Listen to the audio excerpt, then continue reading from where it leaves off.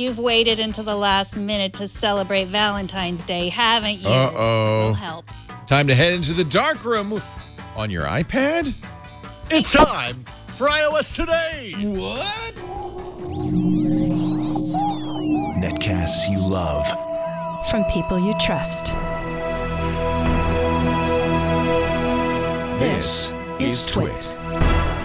iOS Today is brought to you by ExpressVPN. Protect your online activity today for an extra 3 months free with a 1-year package. Go to expressvpn.com/iOS Today. And by WordPress. Turn your dreams into reality and launch your website at wordpress.com.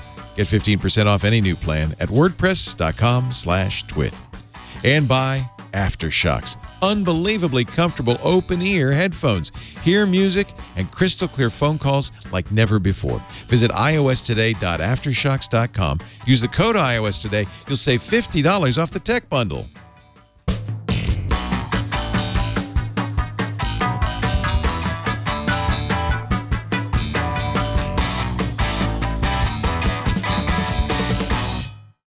So, if you're Chrissy and he's Mr. Feely. Oh, come on. Do I have to be Mr. Feely? Hello, everybody. Welcome to iOS Today. I'm Leo Laporte. I'll let them sort out who they are. Was his name really Mr. Feely? No, that's another show. Mr. McFeely, was it? I don't know. Remember. But either way, I don't want to be Mr. Feely. I'm Mr. Jason Roper. Howell. No, Mr. Roper. Mr. Roper. Mr. McFeely was in Mr. Rogers. Mr. Rogers. It's Still very confusing. Kind of weird. Yeah. Mr. Feely, I don't know what weird corners of my mind that came from. That's Megan. There he is. That's Megan Morrone, not Mr. Feely or McFeely. And weirdly enough, there's a tall guy in the middle. Yeah. Have you decided, Megan, to bring your enforcer? I did, yeah. I needed a buffer. I'm a wall. I felt like I'm a literal wall between you with two the now. confrontation that I wanted to have with you today, then I thought Jason would be a good third party. Jason for that. Howell It's an intervention today. I will be mediating. Jason Howell plays Switzerland on today's episode of iOS Today. Actually, there's a reason Jason Howell from All About Android and this Tech News Weekly is here. Why? Every January, we do a switch of our devices. So as you probably noticed the last few weeks, I was using his Pixel Slatey thing. You're not anymore, It though. looks like Jason got the worst of it. This is the first generation iPad Mini. Hi, little guy. It's so How you small, but it You has a wanna nice see? wooden case. Yeah. Fitting. Well, you want to see what this wooden case really has on it. Go ahead and show the overhead shot. Yeah. It has It's got my your name on I it. branded it, Leo. So every time I use this ancient iPad Mini, I think of you, Leo. Actually, that's the name of the iPad Mini. It's the Leo. Leo, yeah. What if it were just an iPad Pro, but it looked so small because Jason's so tall? That's true. I mean, my hands are gigantic. He's gigantic. So It's not fair. yeah. It's not fair. The biggest guy here has the smallest. It's okay. You know what? This is the iPad that I have and that I use with any sort of regularity, Do you which use is this not with your- very often. This is more your kids, I would guess, though, right? No, actually, they don't either. They use Android tablets when they're tableting. This has really just kind of become my device that I use with music software that only works on an iPad. And then, random things here at TWiT as things happen on iPad. It's terrible. good to have the ability to hop in and check it out. It's so old it has a headphone jack. It does. Has a headphone jack, and it's not updated to iOS 12. Oh, you better do that. I'm going to wait until after the show. In fact, a public service announcement before we get going. We're going to do our Valentine's Day episode, and by the way, Megan, perfect dress for that. Thank you. But public service, you should update to 12.1.4. I'm sure you all have, Jason. Hurry. Let's see here. Because not only does that fix the group FaceTime bug, it fixes 3 0 days that were discovered by the Google security experts, and Apple rushed to get that out. So it's a good thing to update. I would like to update, but all it does is the setting is spinning, and it says update requested. And apparently Apple it does will not get want to you. to. Yes. Your update is important to us. Oh, wait a minute. You're that Android guy. Yeah. You're going to wait until the end. Right, yeah. Until literally everyone else in the world has You're it. used to waiting for updates. They're like, It's he true. has patience. He's This built is up normal this to me. patience. This is totally normal. So do you want to report on the outcome of your great swap this year, or is that not for this show? No, this is going to be for this show after we do Valentine's Day. Let's do You gotta Valentine's wait Day for it. first. Love You just gotta is sit- most important. Yeah, love is more important. Now, we should point out that Jason and Megan are not married. This is not Contrary to popular belief. When a man and a woman appear together, They they're seem not together always a there. lot. They think I'm your grandfather, so that tells you something. Leo. So Valentine's Day, it is last minute because Valentine's Day is Thursday. really Yeah, is. yeah, it really Yikes. is last minute. Did you already get a gift for Lisa? No, I didn't. So I might need Change the something. subject. Okay, good. What good. we usually do is get one of those edible arrangements. They're just around the corner, and I can run in. Yeah. Instead of flowers, fruit, chocolate dipped strawberries, a little teddy bear. Okay, I thought you were talking about a different type of edible. I apologize. I was like, wow. Flowers are always Valentine's good, too. Day. In fact, Valentine's Day is often the last minute thing. Yes. You get a box of candy, you get flowers, you get a teddy bear, something like Do that. you ever write something out, something heartfelt? I think that's probably a good idea. Yeah, a poem. Yeah, unfortunately, it's too late to do that because I don't actually write. I do it through a service. And I think they probably can't do a rush for Thursday. So you type it out. You don't I will write, show you that. type it Actually, out. Yeah. for next year, this is something probably everybody should know about. It's a iPhone app, so I'm gonna zoom it out.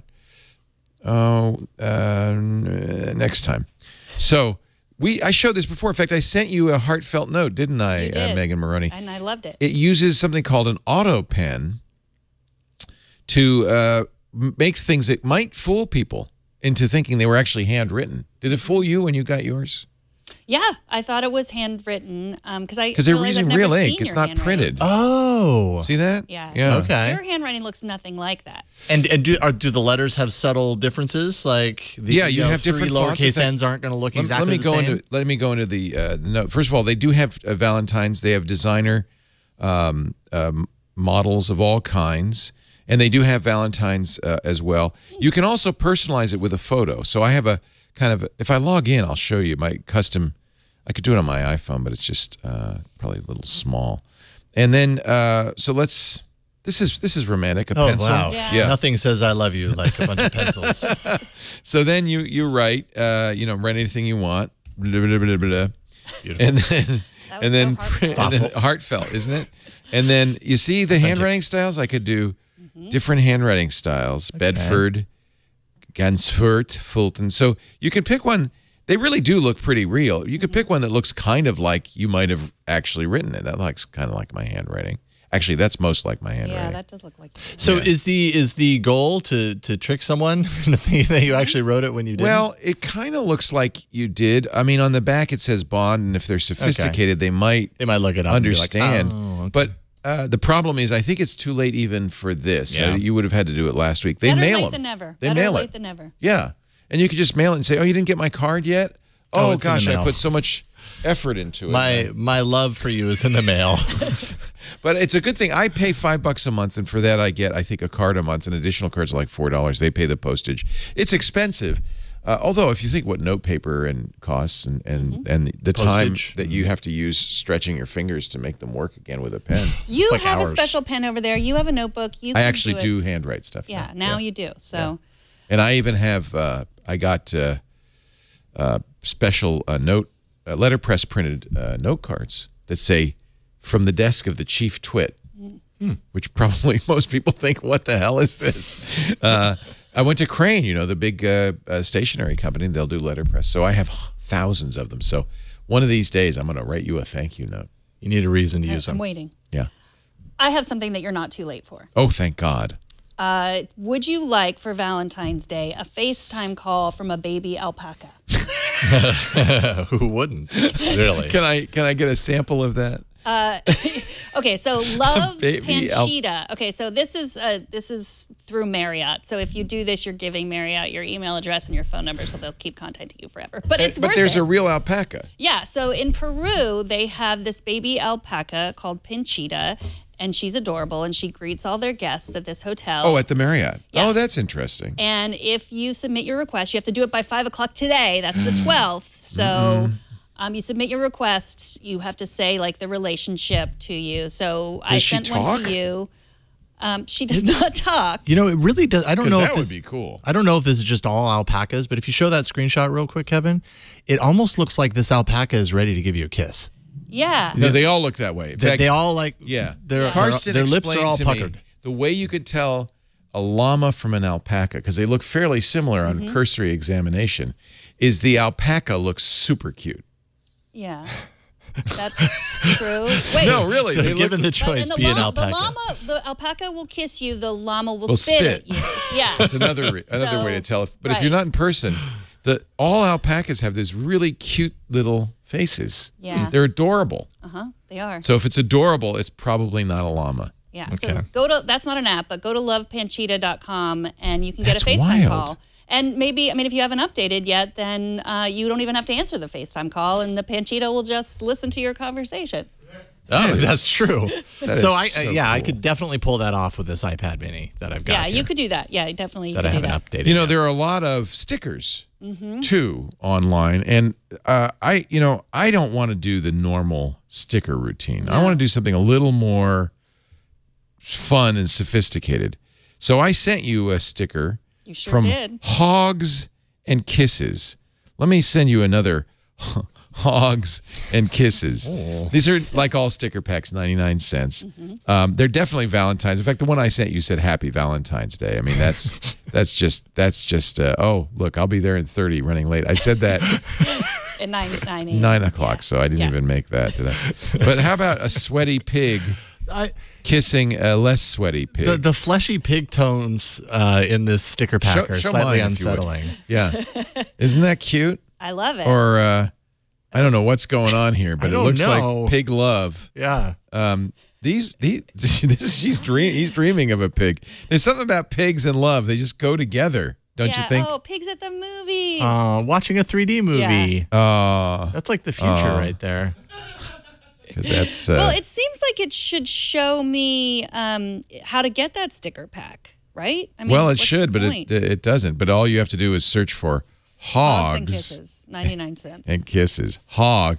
How about, and some of them are just normal, like chocolate dipped strawberry, although that's a particularly hoggy looking I mean, that strawberry, show my strawberry. That's delicious. Yeah. Delicious. Valentine. These are all hand-drawn. They look cute. Look, if you go and search, oh, wait a minute. There's a pig key to my heart and a pig cupcake. If you go and look for Valentine stickers, you'll find literally dozens of choices. But I decided to go with Hogs and Kisses. That's sweet. Whoa, you're going to send a Valentine memoji? Yeah, I sent. This looks like a Halloween memoji. Yeah. Is this your reaction to my Hogs and Kisses? That's my reaction, yeah. Let me just check in with I do think we should do this whole show in memoji at one point. Wow. All right, you had a Valentine. Okay, no, now it's my turn. It's my turn. Your turn. My turn. Here's one that you also don't have to. You can do it up until the night of. That's good. HotelTonight.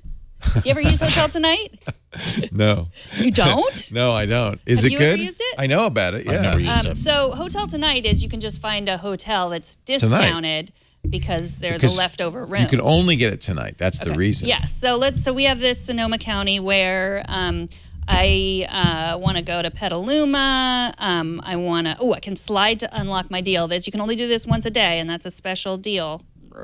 Once a day, you is get it a really special special? Well, I don't know. Like we'll find out. how special? The Hotel Petaluma, $105. How much does it normally cost to stay in the Hotel Petaluma?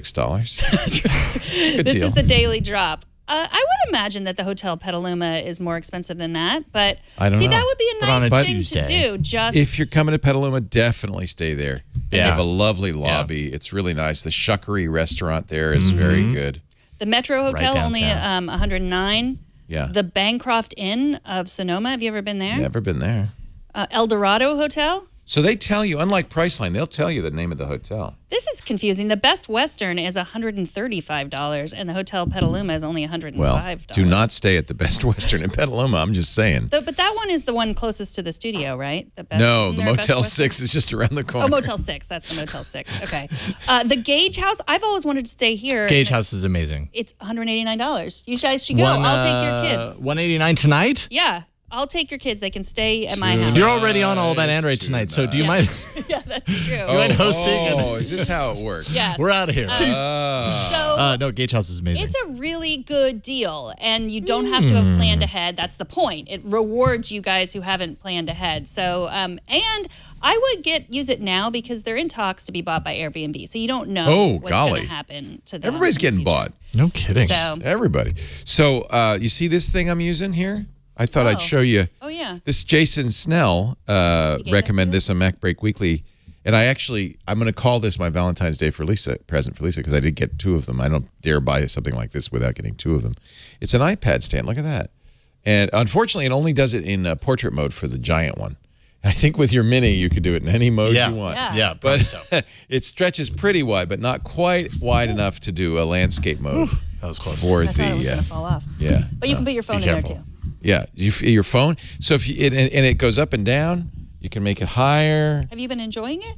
I have been enjoying it, and one of the reasons I've used it now. By the way, I'll find out the name of this and tell you in a little bit. Yeah, it's very unmarked. It's unmarked. It's pristine.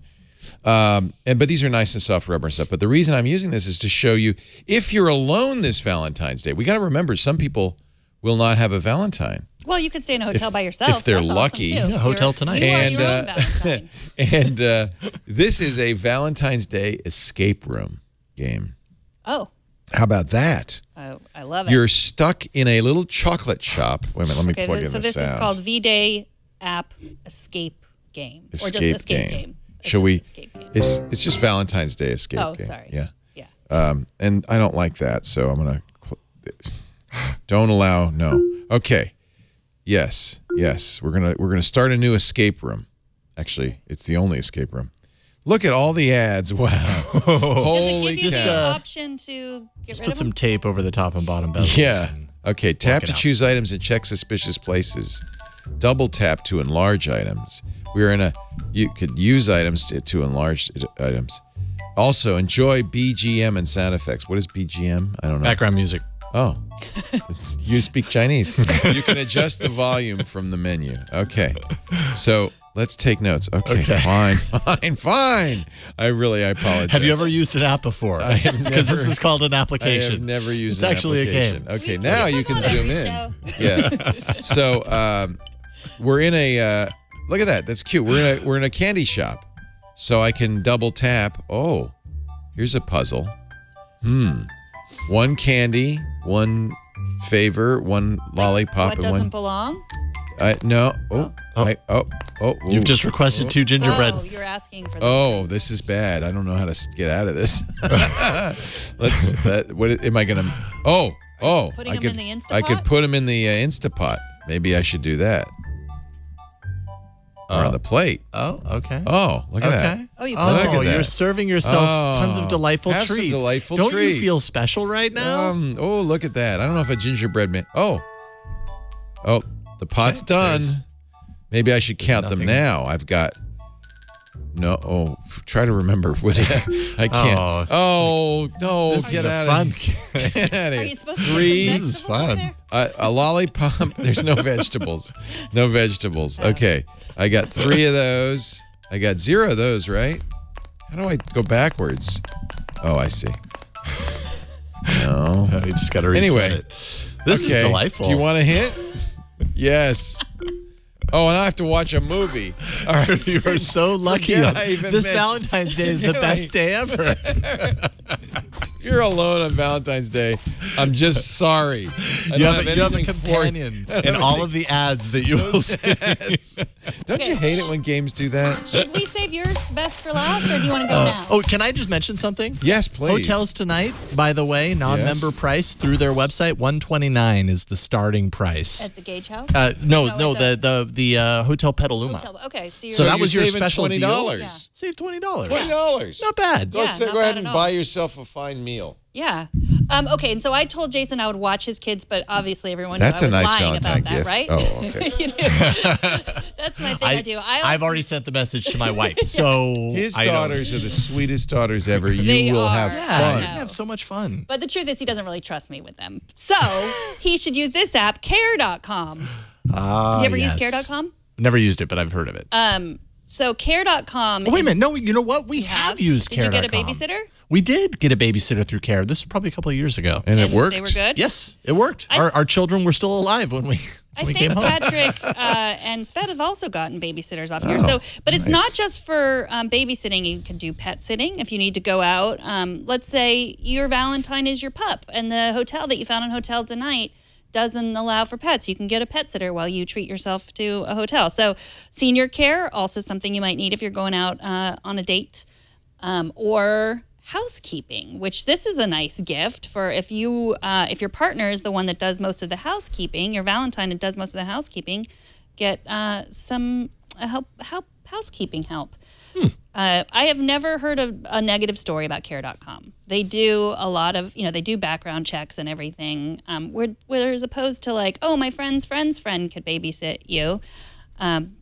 That they don't do background checks. I do give recommendations to Jason of my friends' friends, and I it's true. Background check them. So you are like my own personal care. I am your own personal care.com. And there's a whole one for date night. This is nice.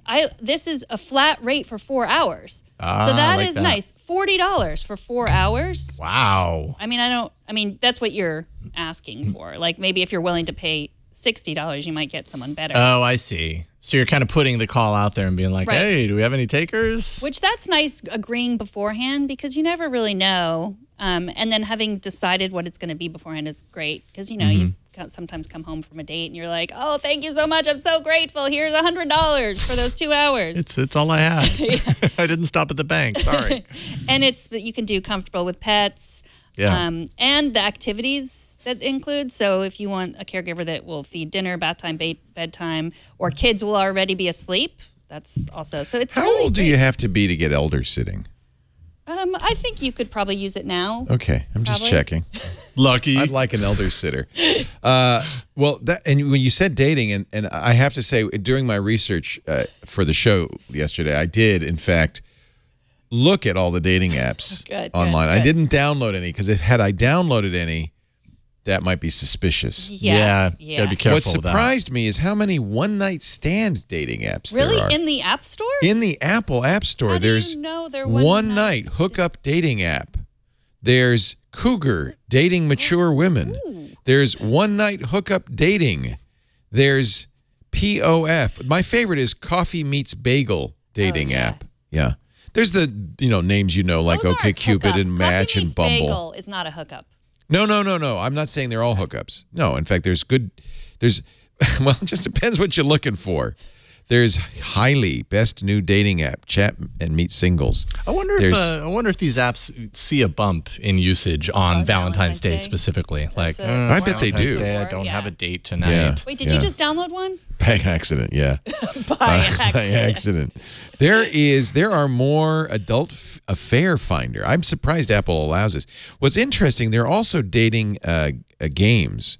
And I would bet with teenagers who are just getting into the dating world that this would be an interesting thing. You, a 25-year-old concierge at a top-class hotel in Japan, the Royal Shining. Not a great name for a hotel. I'm just saying. Are the protagonist in this story. All your hard work until now has been evaluated. Clearly a Japanese game. And you've finally been assigned as the exclusive concierge to the suite room.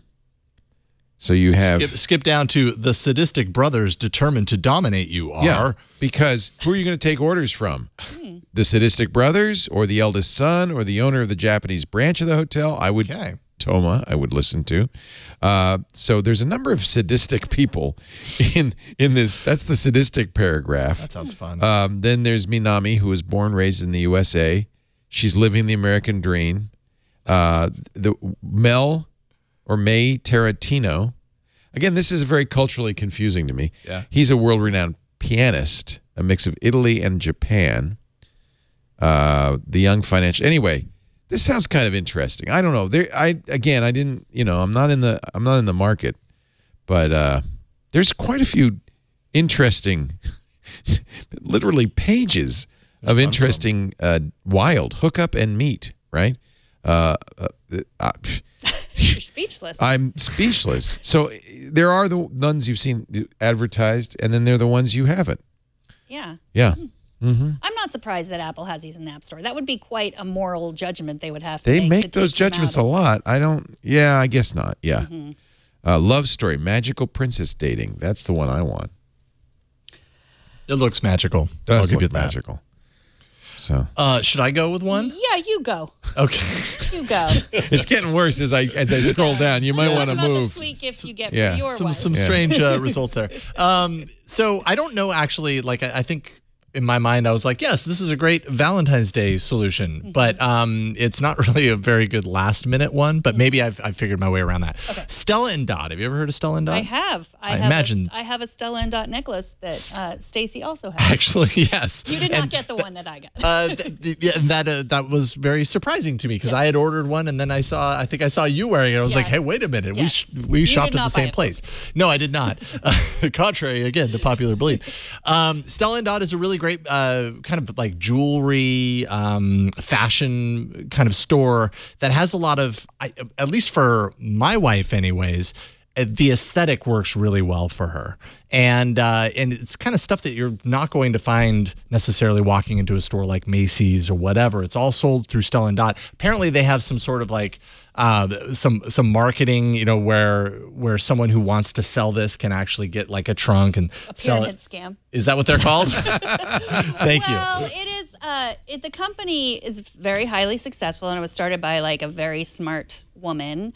But the reason I have that necklace and the reason I've ever bought anything from Stella and Dot is that I got guilted into going to a party, it was like one a of those Tupperware things. party, and then I feel like I have to buy something. Oh, okay. So you bought that necklace while you were there. You're like, okay, this is my guilt necklace. Yes. I love the necklace. It is a nice necklace. I mean, but so you just found it online and started buying, or did you get guilted in? I can't remember the first time how I did it because I've shopped from there multiple times and often for like Valentine's Day just because I like the stuff and then I give it to Stacy and she's like, oh, this is really great. So it's like it's one of those moments where like my taste and her taste, like we met, you know, and I was like, okay, great. I didn't buy you something that you don't like.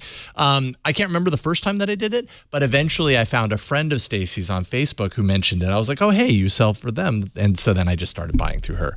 So I'm not too familiar with that side of things. You've never been to a Stella Dot I've never party? been to a trunk sale party. Okay. Definitely not. But I like what I find on there, and they do have like e-gift cards that you can send. That's probably so better because it's short notice. Right, exactly. Right, so that's how I figured I'd tie it in. I've shopped here a number of times and found some really great things. If you're looking for something different that might appeal to your significant other, check it out and then get an e-gift card. And I think they sell up to like $250 or whatever. And you know, it's emailed. It's not the most romantic thing to get a gift card emailed to you, but it's the thought that counts. I found a dating app just for you, Megan. Great. It's called Uniform. Do you wear a uniform in your job or just love people in uniform? Then you're welcome to try the Uniform dating app created specifically for those who wear uniforms or are looking for a date who wears a uniform. Your love is looking for you, and it's Now, wearing I, a suit. For many years, wore a McDonald's uniform. I don't think that's what they're talking about, but I it don't could know. be. Could be. I don't know. Could be. No reason. Yeah. Not. Yeah. Uniform for people in uniform and the people who love them. I am still going through this and blown away. Farmers only. This is a dating app for farmers. Okay, it's a different kind of uniform, but you know, seeking nature, seeking love, only for farmers. Love is important. Yeah, and sometimes you want to narrow it down to wild and casual hookup dating. Is that what that one is called? That's what that one's Wild called. and This is, I'm kind of blown away by the depth and breadth of the dating choices. Wait, what's that one with all the cartoons and pictures? Love Ice Rink, Otome dating sim game. Oh, this one? Yeah. That's just, I don't know. See, this is the problem I have with the App Store. Yeah. They just throw in a random app. Because the developer's name is Cut and Bump Dating Balls. That's the developer's name. So obviously this fits in. I'm so glad you noticed that. And pointed it out. I was. We do need you here every week. What do you know what your glam tier is? Are you a diamond or bronze in the dating market? Find out your glam diamond, tier. Obviously. Yeah, How this do you is find this out is your Korean. tier? There's a lot of this is international. Yeah. Wow. Just it goes on and on and on. I'm not right. going to tell you some of these. I don't even want to say the name. Okay, we always talk about open table, but Please, let's. way to get restaurant reservations. Yes. And There's actually, you know, it's a little disappointing. It used to be Open Table dominated the market, but now you have to use multiple apps if you want to make a reservation at particular restaurants. Not everybody's on the Open Table. Oh, I guess that's true. But that's what Lisa and I will always use. If we're in a neighborhood and we're looking for a great place to eat, romantic, it's a great choice. Yeah. So, yeah, you can make a reservation. I mean, if you make your reservation for like 4:30 or 11:30, I think that your Valentine will probably know that you waited until the last minute. Probably so. Find one. Just keep searching till There's also Resy, R-E-S-Y, Reserve, Chef's Feed, and lately our favorite restaurant is only on Yelp. Yelp does reservations as well, too. So you might have to download, as I have, all of them. All of them in one folder. If you can't get in a restaurant, you could always make a romantic dinner. I'm a fan of Yumly. You can actually take pictures of the ingredients you have, and Yumly will tell you. Really? Yeah, what you could make. Yumly also does a really nice job of narrowing things down. So I told Yumly I want to be keto. My wife and I are both keto, so here's a no-carb pizza. This is a really nice looking cooking app that will listen to you about what your interests are, use an ingredient you have on hand, scan an ingredient using your camera, and then give you choices that match your interest. I actually made keto biscuits from this last night. They were quite good, quite good. So this is a really handy little app, and it's free. YUMMLY, Yumly, balsamic roasted Brussels sprouts. Doesn't that sound good? Do you like Brussels sprouts? I do. I do too. They got to be cooked just right, though. That's the key. That's the key. Brussels sprouts are a little finicky. Almost burnt, right? That's the key. Yeah. Little tiny bit of crisp. Yep. I like Yumly. I've actually used that on Android. It's pretty good, isn't it? Yeah, it's really well designed. It's very pretty to look at. Yeah. And like good. They give you nutrition information. It's got good directions. So you can. This usually pulls you to a website. Use it. Yeah, I have, as you can see, I have a lot of cooking apps that I use: New York Times Cooking, Joy of Cooking, Big Oven, Recipe Book. And of course Epicurious, which I don't know why. Oh, it's on my phone. It's not here. Is really great too. Cook's Illustrated magazine. So I used to have shelves of cookbooks, which I guess I still do. I didn't throw them out, but honestly. The iPad, and that's why I got this, by the way, because I thought this would be good in the kitchen, this stand, to put the iPad on while I'm cooking. It's a great idea. Yeah. So while you are searching around for all your Valentine's Day gifts, maybe you would like to do it more securely, and you can with ExpressVPN. We love ExpressVPN. Private shopping. Private, yeah. Well, you don't want people to know what dating app you're using today. I was going to say the private shopping. Yeah, I mean, honestly, sometimes the biggest spies are not the ones you're most aware of. Sometimes it's just your internet service provider. A VPN protects you. It's a virtual private network. Once you press that, and they're all, by the way, ExpressVPN has apps for every platform, and it's a one-click turn on. Once you turn it on, all your traffic is encrypted from you to the ExpressVPN server, and they have servers all over the world. It's basically been anonymized. See all the flags? Servers all over the world. It will secure and anonymize your internet browsing by encrypting your data so you can safely surf, not only at home, but on public Wi-Fi. It's #1 on Tech Radar, by the way. The #1 VPN service, ExpressVPN is the choice. It costs less than $7 a month. And if you go to the ExpressVPN site, expressvpn.com/iOS today, I encourage you to read the privacy policy. In fact, before you use any VPN, you got to read the privacy policy. See what information they collect, what they know. ExpressVPN does no logging, collects no information, cannot hand over your online history. So you're protecting it from your ISP. You're protecting it from data resellers. You should use it on your phone. We now know that AT&T, Sprint, T-Mobile, they were all reselling data to bounty hunters and other people. ExpressVPN. Right now, you can get a 3-month extra package along with your 1-year subscription, but you have to go to expressvpn.com/iOS today. 3 months free with a 1-year package. expressvpn.com/iOS today. I think we've all become aware of the issues with privacy, and I think it's time to protect yourself. expressvpn.com/iOS today.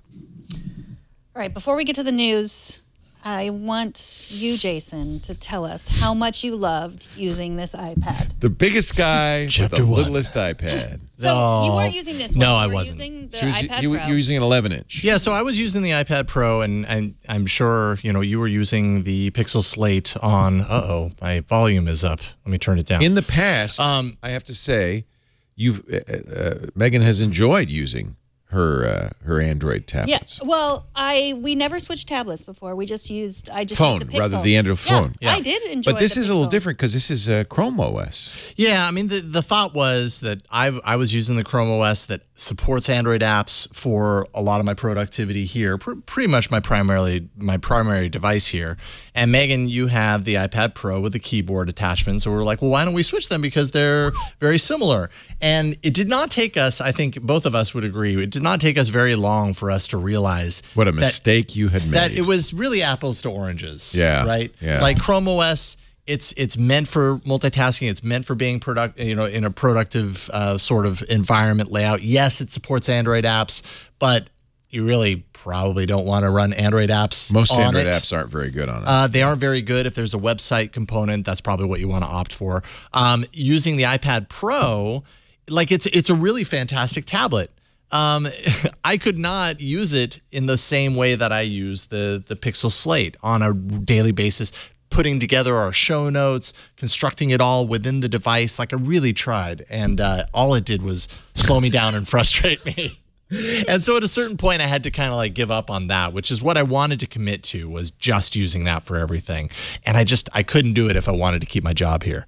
Even people who are fans, as I am, of the iPad often feel like Apple's overselling it as a laptop replacement. It isn't. Well, and I think one of the big kind of, and Megan and I have talked about this a lot, one of the big reasons why people feel that they can actually do that, whereas I probably, couldn't, given my normal app usage, is that I use Google's apps, which are fine there, but they're not designed specifically for being productive on the iPad. What specific issues did you have on iOS with Google Apps that you don't have on other platforms?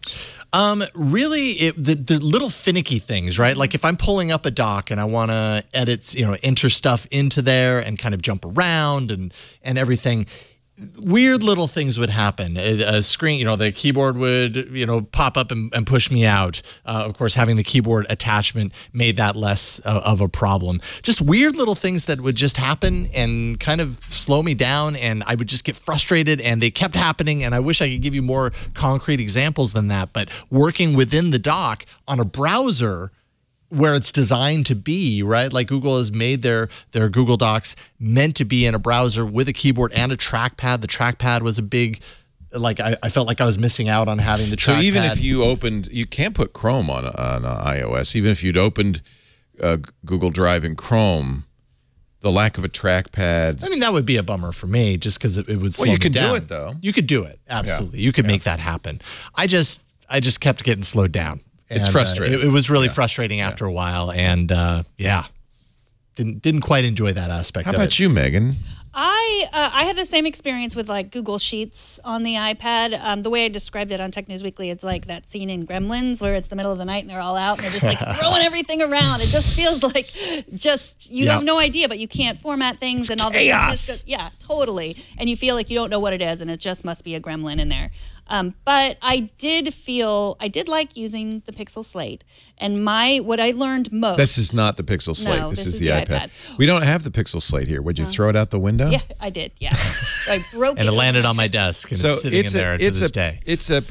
Just to be clear, it's a tablet, roughly the same size as the 12-inch, right? The 12.9-inch iPad, but it has Chrome OS on it, not Android on it. You can get the Android store, but it's a different operating system designed really around the Chrome browser. So it's kind of a mess, the difference between the Chrome App Store and the Android App Store, and they're kind of in some middle ground, which even the Android folks and us on This Week in Google agree that the Android app integration on Chrome OS is far from It's like last resort. And actually, when you first got the tablet, that first day, you were like, man, I'm installing all of these apps. Oh, big mistake. I was kind of hearing some frustration. I was like, no, don't do that. Just use it for the web. Most like, Android apps don't work well on Chrome There's OS. apps on here. Why would I choose not to use the app and to use the website instead? And that's because they're just very different beasts, right? Chrome OS is meant to be used as a browser. Android apps is like a last resort. If that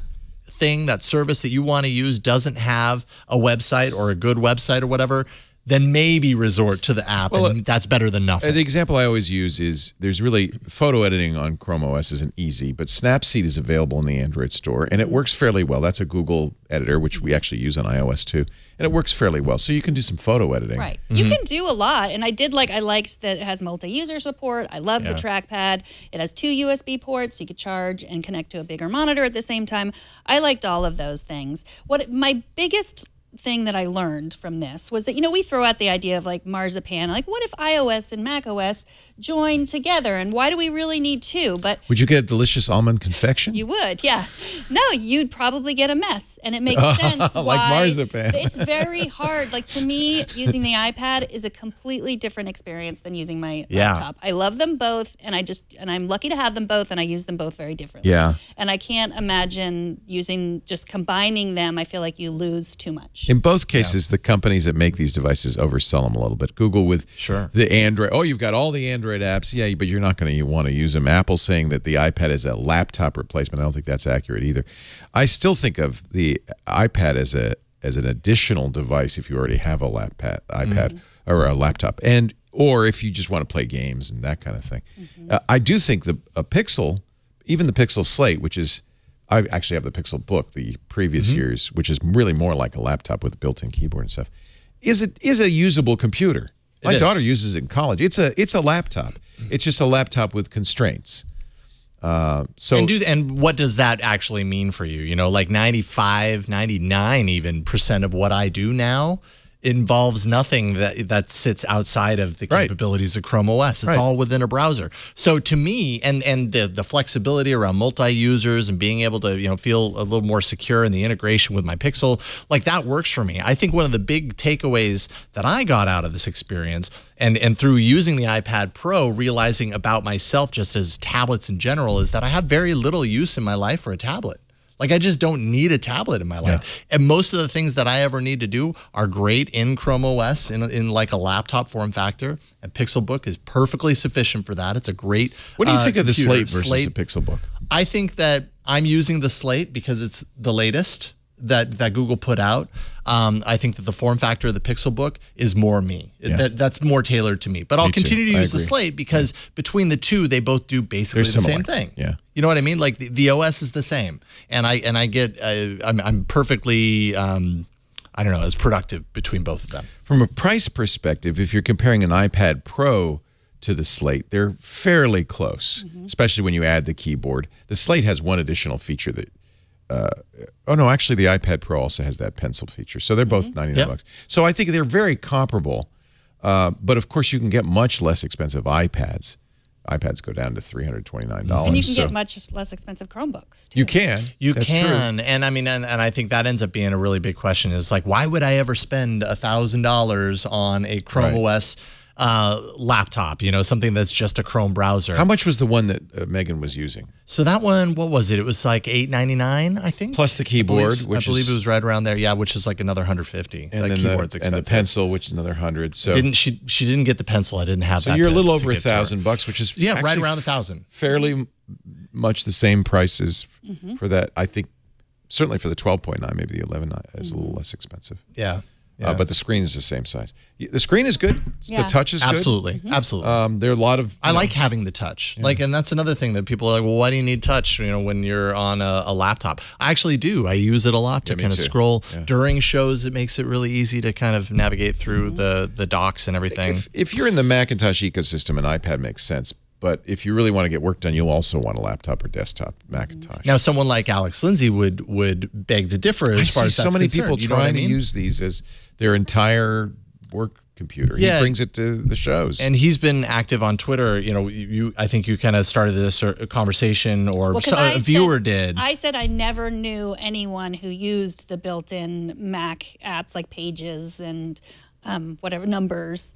And then someone said Alex Lindsay uses. He loves them. Pages. He's recommended them many times. Yeah. Yeah. And so he's kind of bought into and integrated into his working environment the solution that Apple has created, those kind of first party solutions, which are tailor made for this to work in that environment. And I think that's the big difference between what I did and what Alex Lindsay does. He uses something that's tailor made for it. I was using Google's apps, which, while they are fine on iOS, they are not going to allow me to be as productive on iOS as I can be with those apps and services on a Chromebook.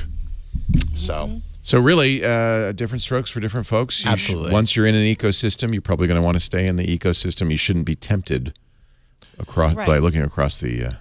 Don't allow that OS to woo you. Right. Well, and you think about all the ways they get us stuck in that ecosystem, like iMessage, it's really designed to do and this. then also just the new TV app on Apple. I realize like TV has become sort of a second job for me. Like I have so much of it that I have to watch.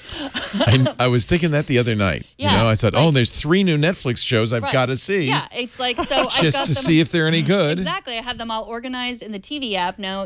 Like I have them, and that's where I watch them, and that's where I buy stuff. And so now, if you were going to go to the Google Play Store and buy stuff there, it would be a mess. That's where Movies Anywhere is a huge Movies Anywhere benefit. does help that. And is that on Chrome? You can get that anywhere?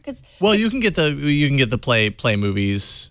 Yeah, I mean, through Chrome you can integrate. Like Movies Anywhere is an Android app. I don't know but you can go to the website and do all the syncing that you need. You can watch on the web. And then it takes your library from one service. So this is a free service. I think it's still owned by Disney. They just took the name off of it. But the idea is all of the places you buy movies, and you see Movies Anywhere at the bottom there, works everywhere. You just sync up your movies, and so there are a few limitations, but in general, a movie you buy on one store will be visible anywhere else, and that's kind of nice. For instance, I buy stuff on Google's store all the time, but it shows up in my iTunes because of Movies Anywhere. So I think that's really great. Yeah. Now, if you log out of Movies Anywhere or stop your Movies Anywhere account, do those things disappear from those libraries? I would guess they do. Yeah. So I guess they do. Lock into Movies Anywhere. And so there are. I don't know even why that exists. That's the kind of thing that Apple and Google would say. No way you're doing that on our platform. But somehow, wait a minute, what am I missing? Disney here? is Switzerland. Few headlines, and then we'll move on. Big headline. Big story. What's the big story? Okay. Amazon buys Eero. Oh yeah, Amazon bought Eero.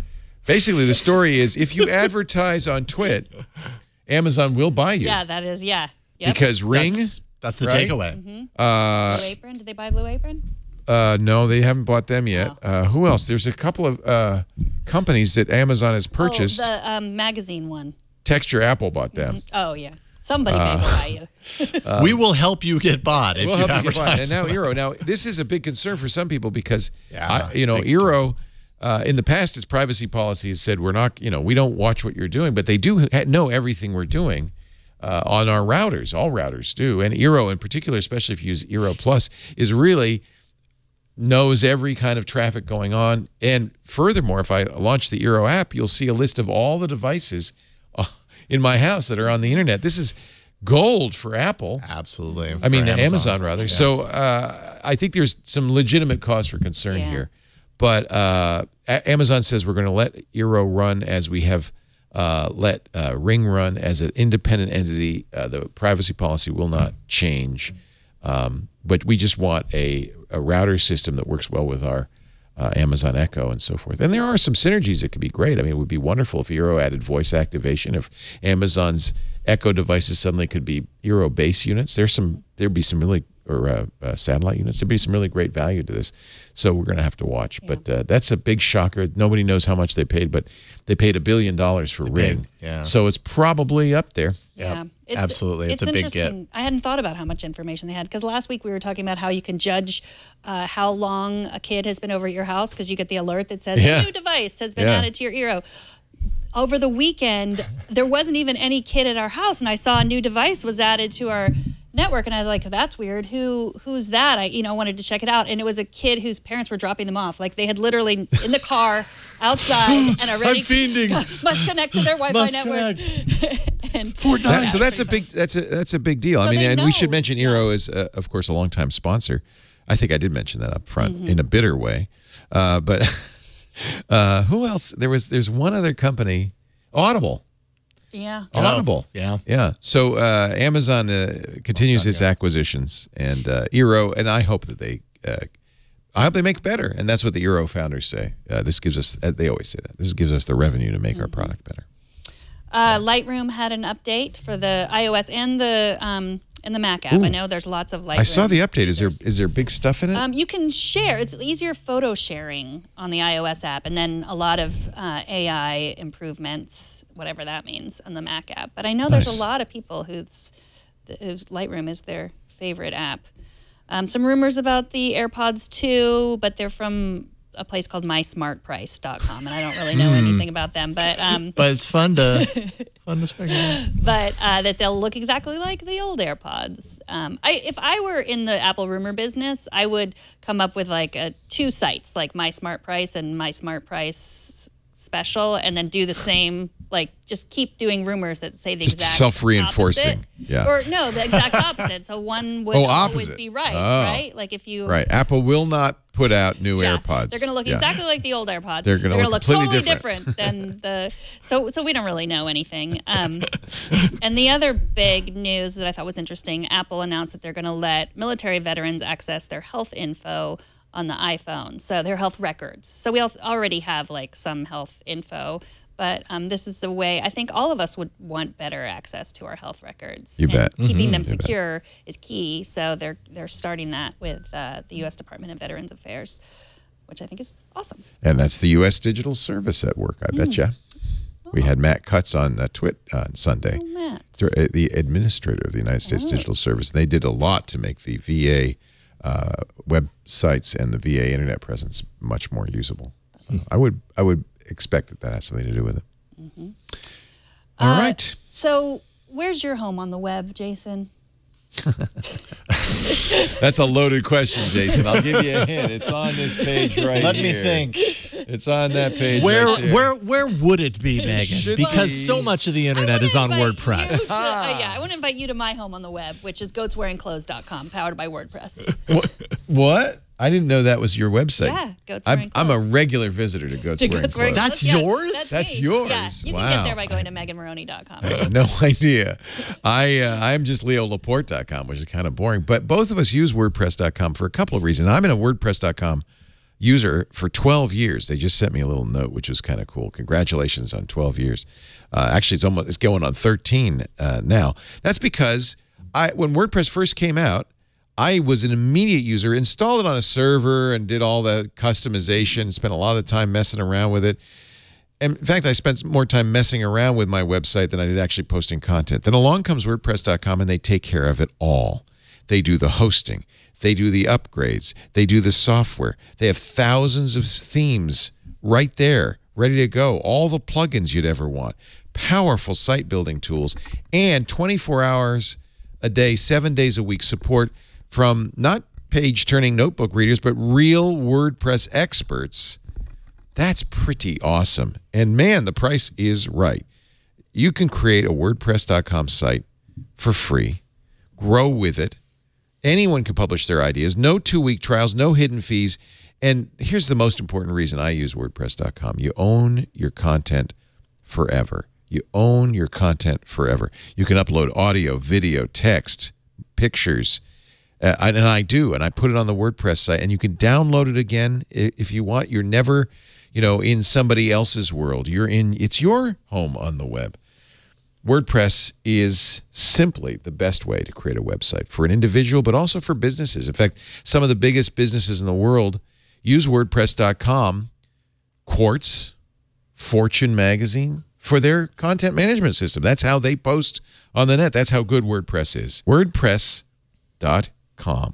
Right now, you can go to WordPress.com/twit and save 15% off any new plan. 15% at WordPress.com/twit. There's one other percent we should mention. 33% of all the internet, all of it runs on WordPress. 1/3. WordPress.com/twit. 15% off. I think you're going to really like it. Are there pictures of goats wearing clothes? Nope. Well, that's disappointing. Kind of oversold that a little bit, yeah. I know. It is. Well, I was inspired It's okay. to buy You don't the have domain, to explain it. and then I had to use it. So, Megan Morrone, I bet you we have some questions from our vast listening audience. We do. In fact, we do. We have a question just for Jason, but before we get to that, do you remember last week we talked about Animoji? Yes. And we talked about how we didn't like to use it very often because it gave those weird mouth sounds like... Yes. And we wondered if there was a way to make an Animoji silent in silence. Yes. And JC sent us a video on how. Let's see. Click on the Animoji. Yeah. He's in messages. Oh. Either hit the record button in the bottom right. Yeah. Or if I just tap the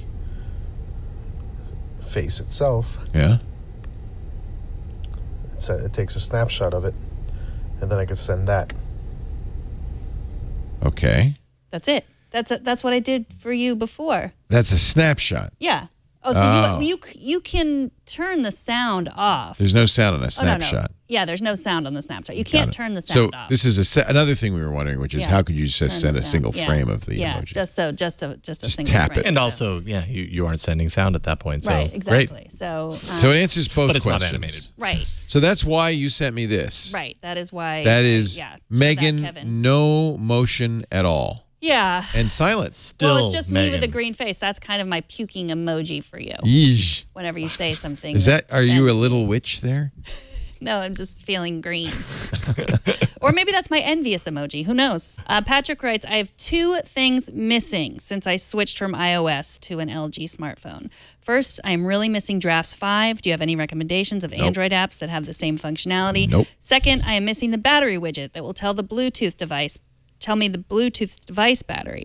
Do you have any suggestions for something similar on Android? So you're saying nope, and this is where like I'm not super duper familiar with Drafts 5. Like I did some reading up on it, and I was like, oh, okay, so something like Evernote, Google Keep, JotterPad. No. But what does Drafts 5 do that's different? And honestly, it's kind of a kludgy idea.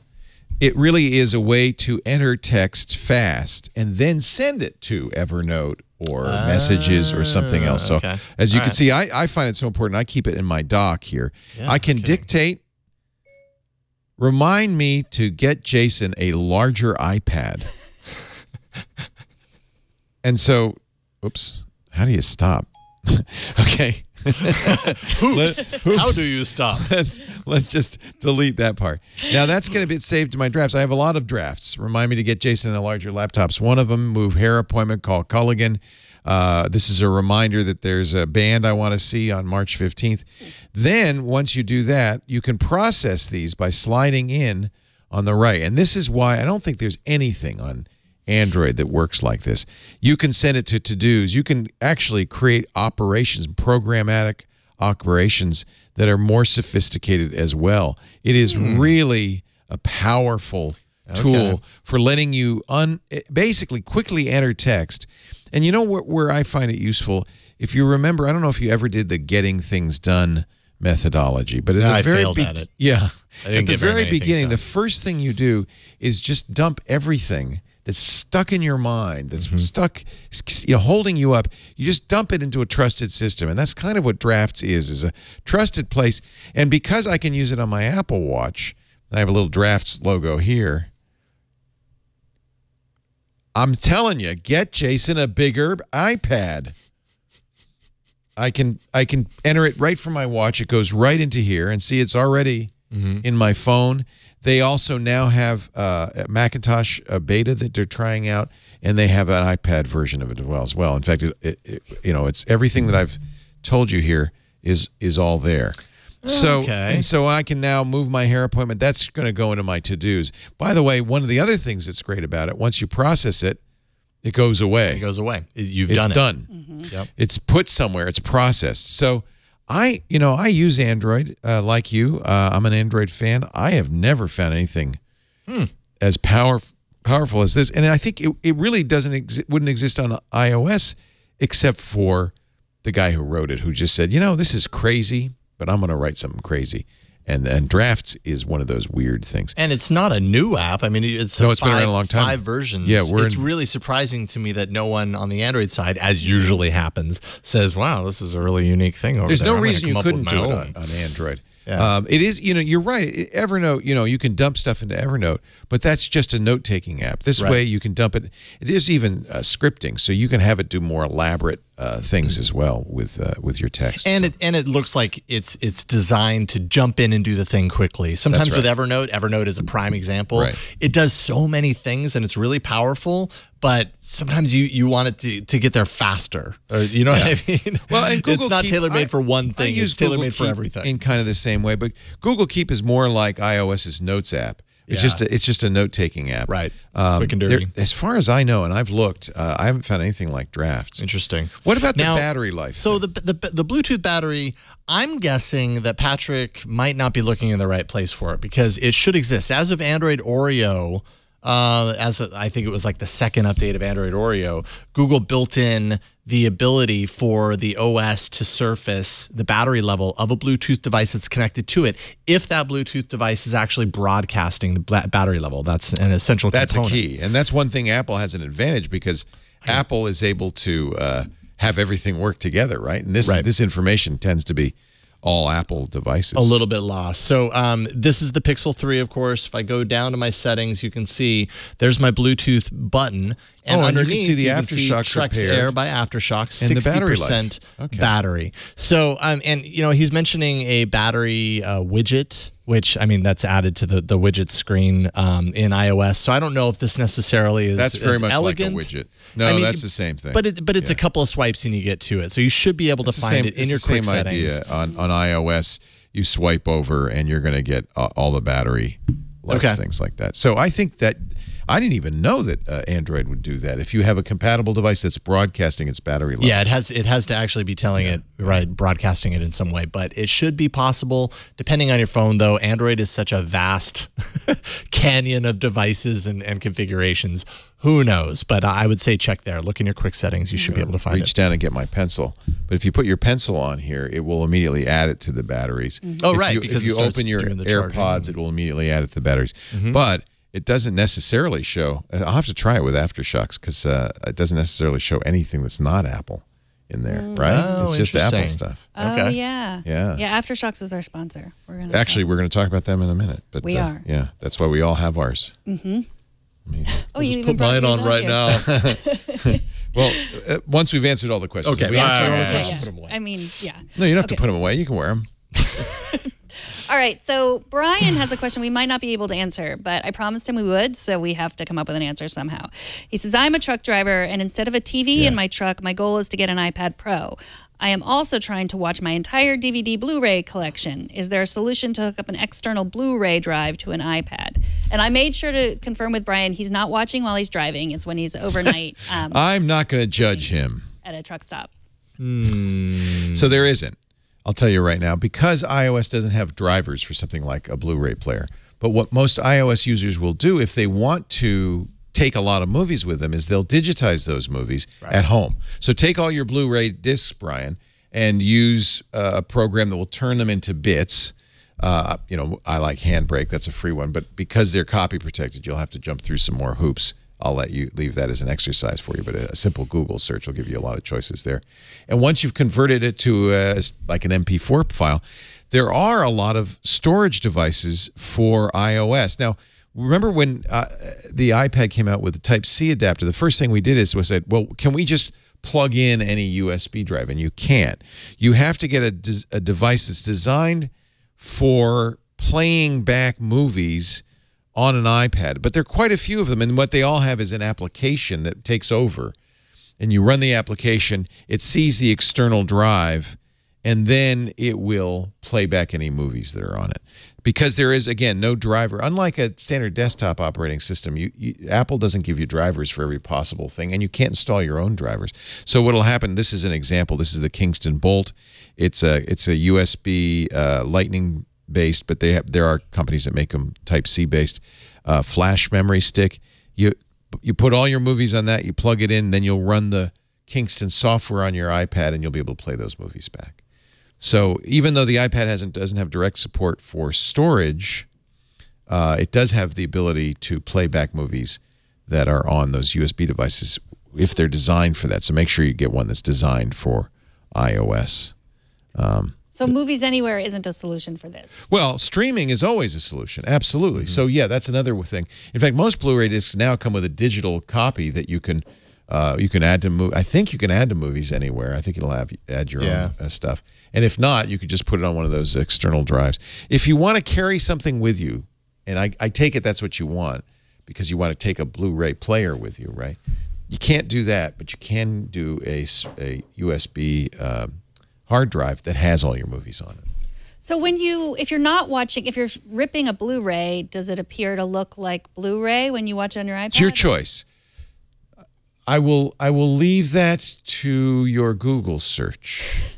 Okay. But when you rip a DVD or a Blu-ray, there's two ways to do it. One, you can just get the movie and re-encode it and make it as small as possible. The other way to do it is to rip the entire contents of the disc, which includes the menu structure, the index, and all that stuff. If you do that, now actually I haven't tried that with these devices. It does take a lot of space, but the other issue is whether the software on these devices will know enough to say, oh, I see the Blu-ray menu structure, let me play it back. Certainly on a desktop you can do that. I'm going to guess, and you'll have to, again, this is going to require doing research in terms of finding an appropriate device. There's lots of them, as you can see. These are all drives that work to play back movies on a iOS device in conjunction with their software, but you're going to have to check to see if their software will play back the full menu structure of the Blu-ray. And of course, you'll have to have some program that will rip the Blu-ray disc. And these discs are heavily copy protected, so but they're out there. They're available. And can you put them in your files folder? Like that's no. Well, I don't think you want to, for one thing, because they're so big. Okay. Could you copy them over? That's an interesting question. My guess is no. There's no way to play them back. That's a really interesting question. I don't know. You could if you're connected to a computer. Of course, you put all the ripped Blu-ray discs in iTunes, and then absolutely you copy them over and you can watch them on your iPad. Of course, there's a lot of storage. These discs, it's 9 gigabytes per Blu-ray disc. In some cases more. So is this something easier to do on Android? Yes. I would say that Android is probably a little bit more forgiving as far as file formats and everything. You could probably find an app. VLC is just one example, as far I don't as think you could play a Blu-ray disc, though. I don't know. No, you're right. I guess I'm thinking of the file There's format something called aspect. USB to go that allows you to see storage devices on most Android devices. And most Android devices support USB to go. You'll have to check your device. But I don't think USB to go supports Blu-ray players. Yeah, I mean, I think it's one of those things, your mileage may vary, you know what I mean? There's probably some hardware out there that purports to do it, but that doesn't always necessarily mean you're going to get the results that you're looking for. You know, there's so many different variations of hardware and everything, and Android purports to do a lot of things, and then you get down to it and like, wait a minute. Almost. I think Western Digital, Seagate, I think many of these hard drive companies made devices Seagate did. For I iOS. remember there was a Seagate external. Yeah. That was the way to do it back in the day. Absolutely. Nowadays, everybody streams, right? Right. Yeah. All right, we have one more question. Mark wants to know about the two-factor authentication codes that he sometimes gets on the device he's currently using. So I know, isn't that funny? And I thought this was really fascinating because I've seen this too, and I'm like, well, they're just coming into my device. Right. And so I did some research, and you can correct me if I'm wrong, but this two-factor is protecting your iCloud account. It's not protecting the device itself. So if someone first, before you get to this two-factor authentication screen, you would have had to already enter your password.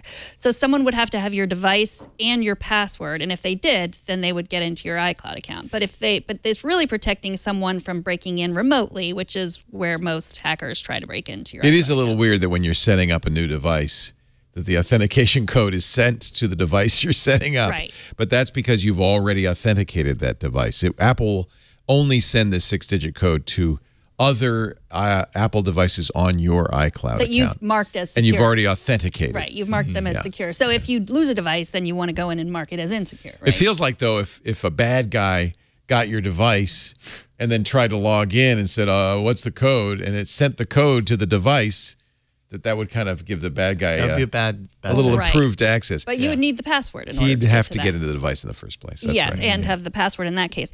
And so this is what I think. I mean, the point is that this is made to protect your iCloud account and not the device. But also it makes it look a little insecure. I mean, we're not the only ones who've thought that. So I mean, that kind of attitude is sort of leads to people being like, why do I turn on two-factor at all? I'm not going to turn it on anything. I can tell you why. It sends it to every Apple device that's registered to the iCloud that's currently available to it. And the reason is if you only have one Apple device, right, and you might, you're not going to get it anywhere else. That's the only place you can authenticate it. So it just sends it to everything.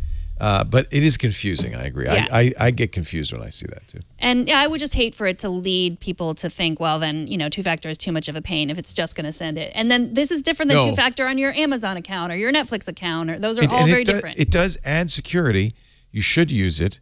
And the other thing I think you really have to trust, and I'll give you an authority higher than me, Steve Gibson. I've asked him, why is Apple always asking me for my password and stuff?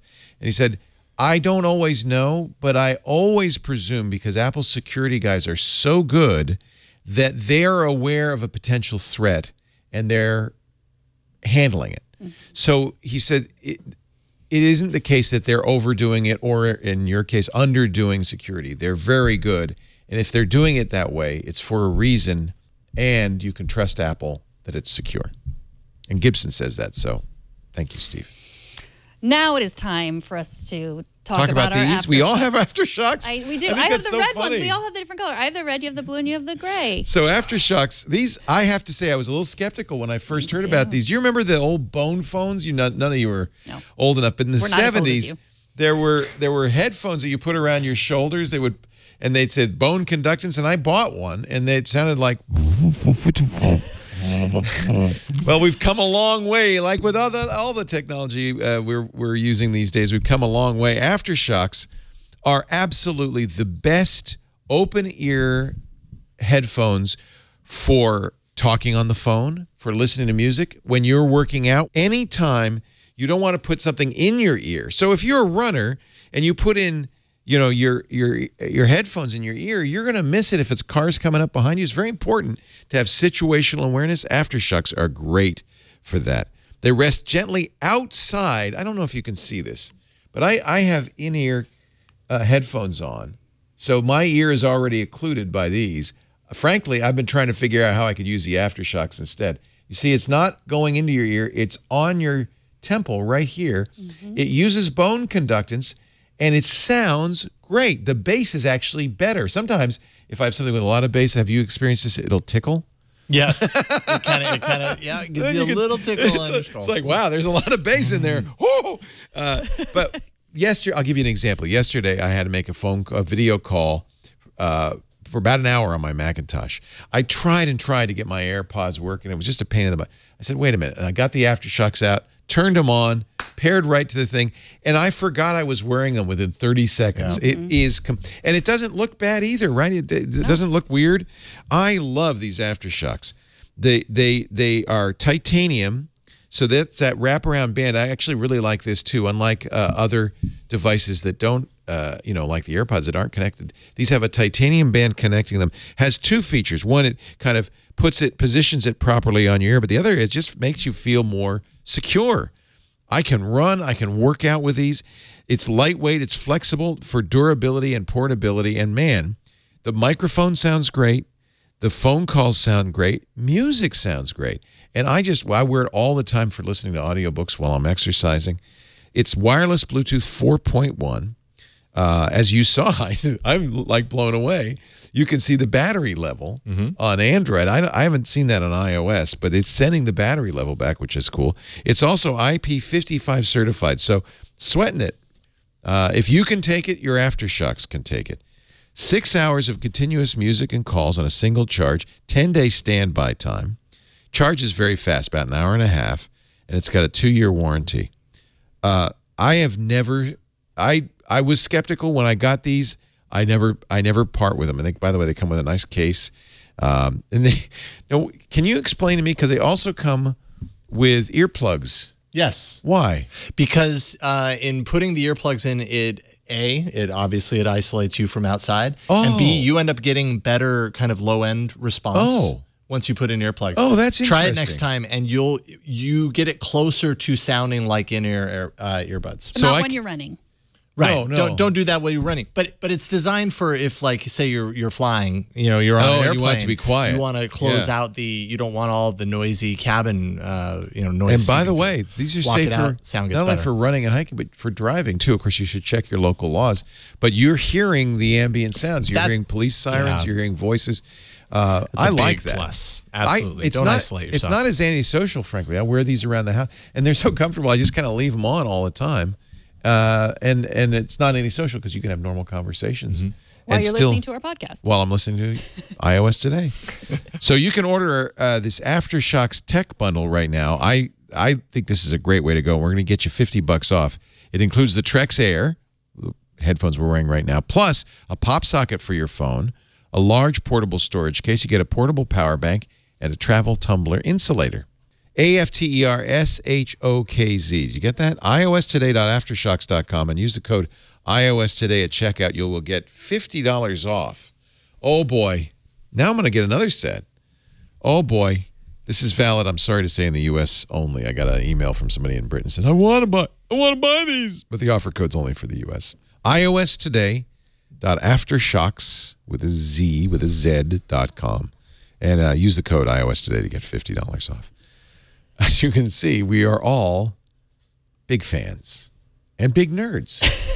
I don't know what you're talking about. It's a zoo here. It is. I will describe it for those of you who are listening. Megan is wearing a panda hat, which, by the way, I got when Panda was playing for the San Francisco Giants. That's from a panda was playing on the Giants? Yeah, he was great, too.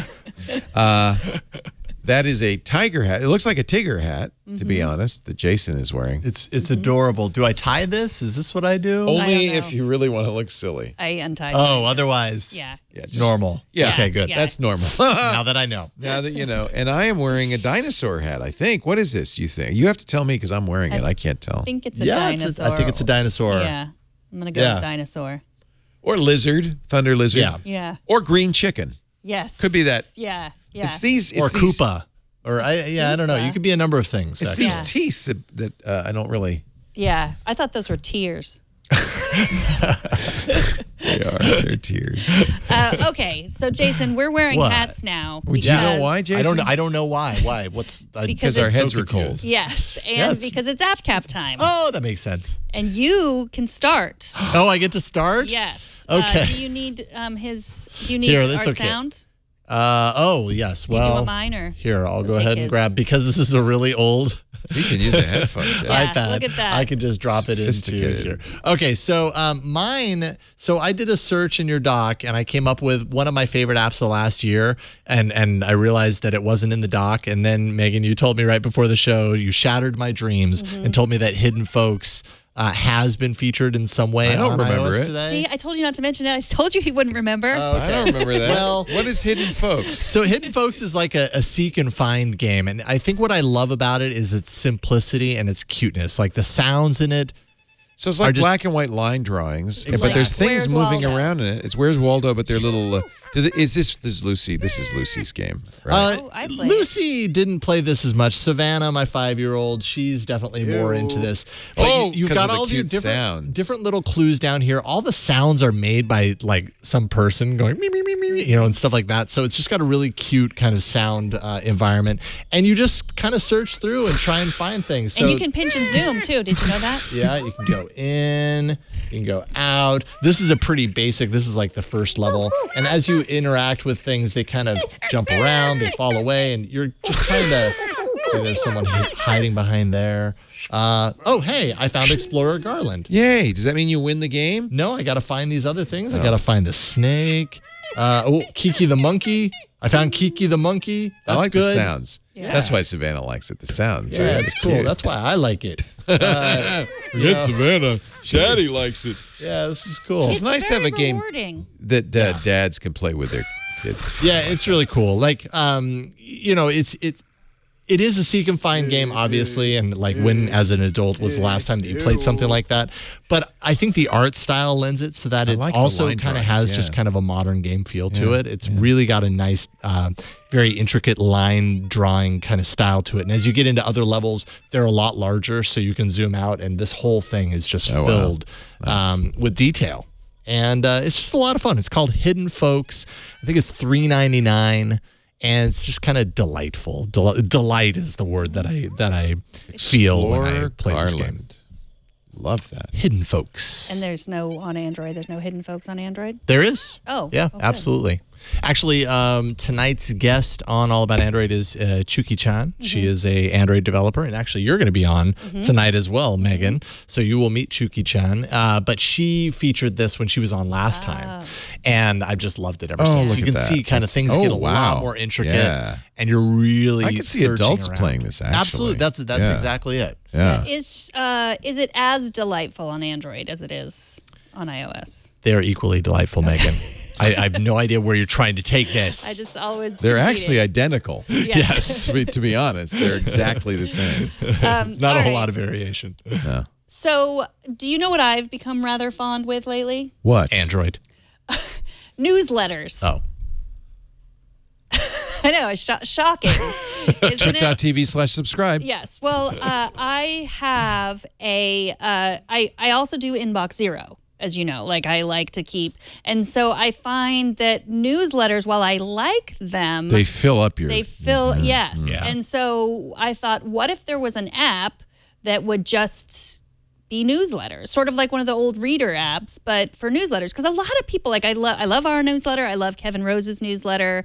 There are so many different newsletters, like people that I just enjoy. Maybe it's not even a specific topic, but they come up with, they sort of find the web. I know it's old fashioned, but I like it. So there is an app. It's called Stoop. And here it is, Stoop. So I can, here are all the newsletters that I've subscribed to, and I can...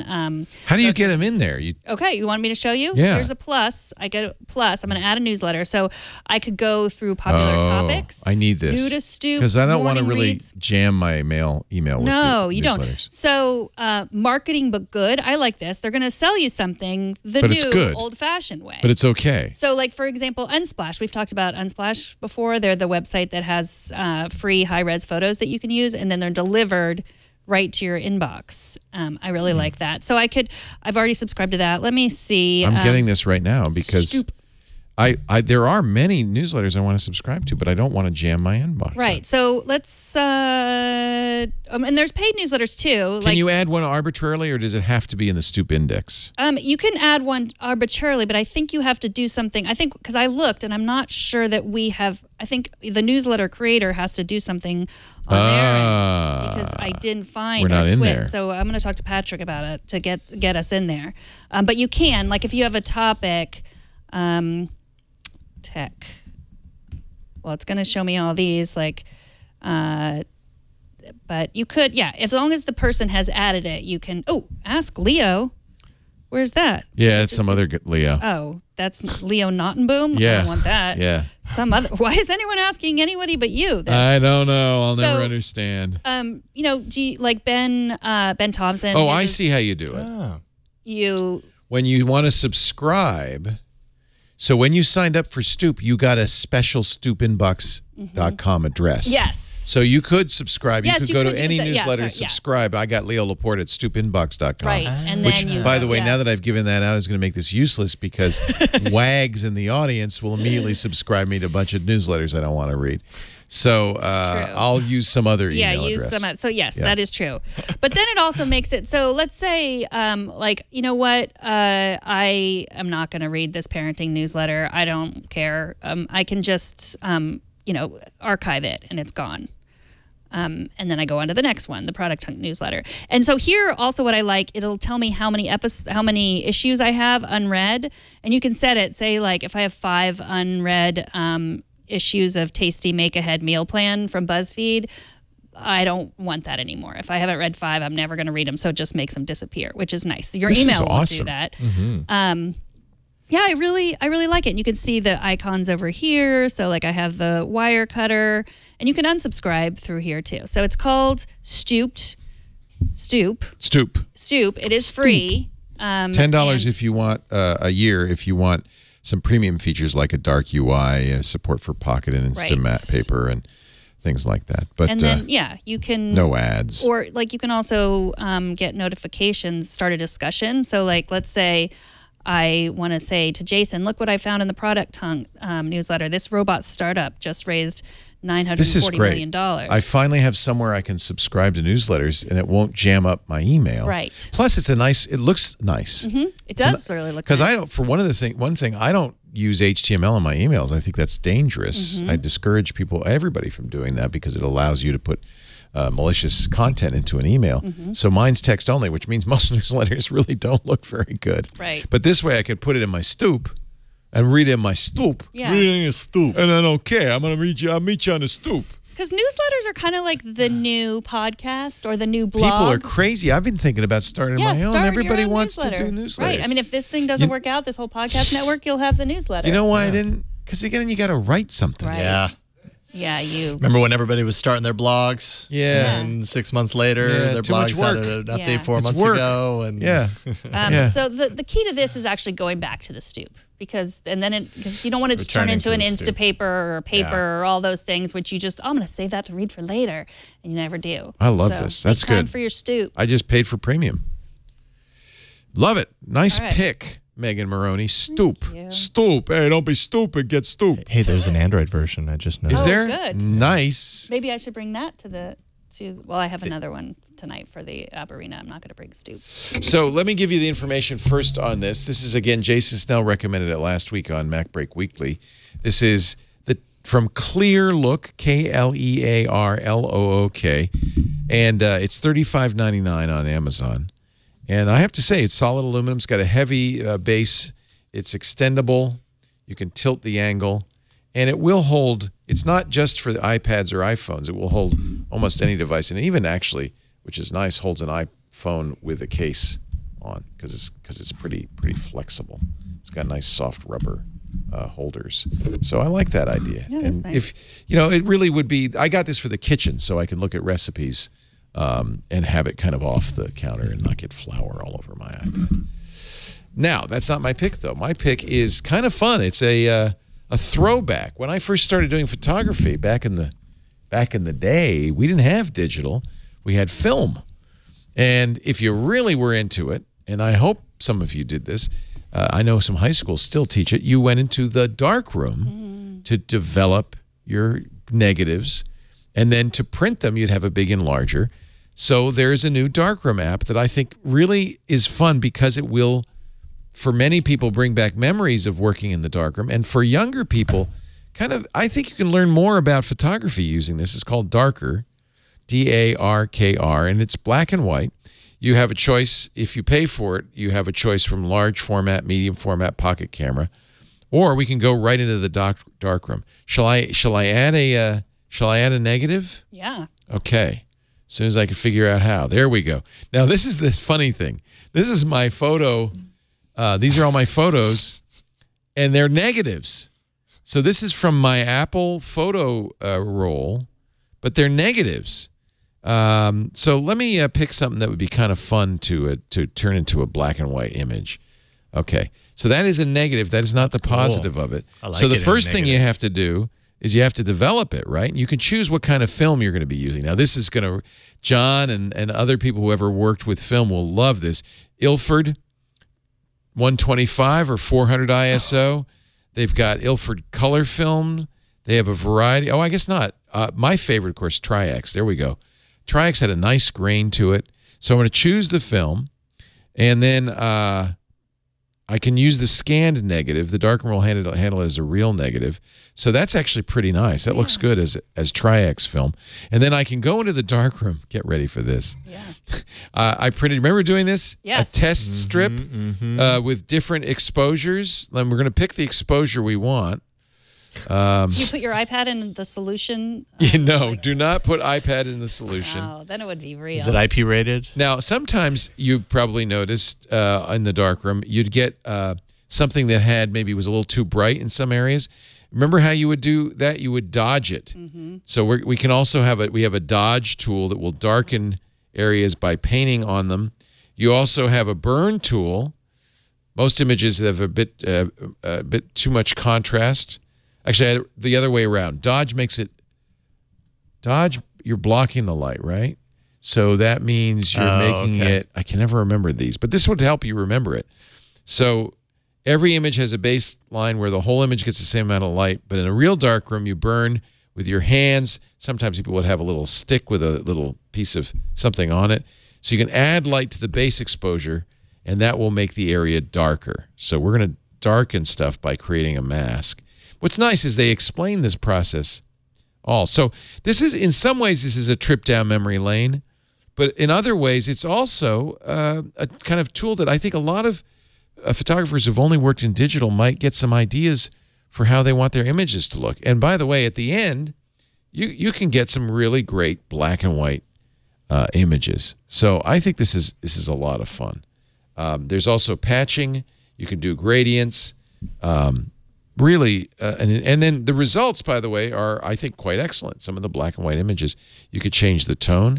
We could do a selenium shot, or we can do sepia, or we could, now I have to fix the exposure on this. This is clearly too bright, so I picked the wrong base for my strip.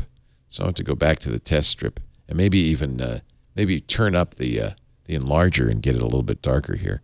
But you get the idea. This is really fun. So there's tutorials for everything. So and it is all black and white. So you can learn how to work in a darkroom. This is, it's expensive, time-consuming, and the chemicals are pretty nasty working in a darkroom. I think this would be kind of cool to give to a teenager. Yeah. Say, back in the day. Yeah, I was on the yearbook in 8th grade. Spent a lot of time in the darkroom. Yeah. Yeah. A lot of magic happened in that darkroom. I think it's cool, and I love it that it turns everything into a negative. So you start with a negative. You will want to pick your pictures carefully. Not all pictures look great in black and white, but if you pick a good image, these are all portraits. This would be a good image. Maybe my bicycle. This is Burke working on my. So that's the negative, right? So I'm going to choose the film. The nice thing about the higher ISOs are grainy. The lower ISOs like this is a Kodak. Wow, this is fascinating.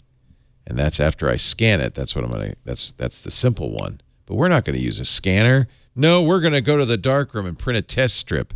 I like it dark. I do. You like that? Yeah, that looks good. There we go. Now we're cooking. Popping. Now, and maybe I'm going to blur some of this stuff here, and we're gonna play with this a little bit. Let's turn up the blur. Whoa, you get the idea. DARKR. If you want to buy all of the features, you can use it for free. But if you end up wanting to buy all the features, it's I think $3.99. It's not very expensive, and it's for life. Isn't that fun? Love it.